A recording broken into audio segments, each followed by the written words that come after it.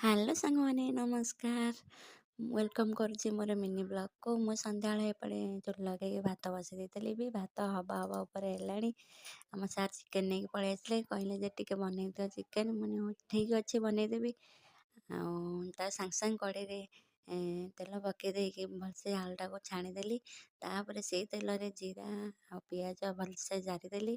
ହେଇସାରିଲା ପରେ ଅଦା ରସୁଣ ପେଷ୍ଟ ରଖିଥିଲି, ସାଙ୍ଗେ ପକାଇ ଦେଇକି ଭଲସେ ତାକୁ ଜିରା ଗୁଣ୍ଡ, ଲଙ୍କା ଗୁଣ୍ଡ, ହଳଦୀ ଗୁଣ୍ଡ, ଗରମ ମସଲା, ଚିକେନ୍ ମସଲା ପକାଇକି ଭଲସେ ତାକୁ ମସଲାଟାକୁ ଟିକେ କଷିଦେଲି।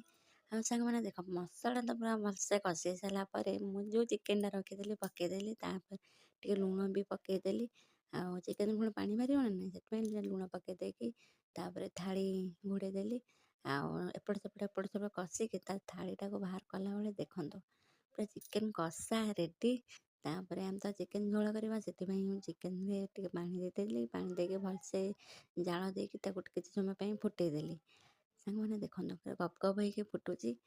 ଆମ ଚିକେନ୍ର ଲୁକ୍ ଦେଖନ୍ତୁ କେତେ ସୁନ୍ଦର ଦେଖାଯାଉଛି ଚିକେନ୍ ଆମର।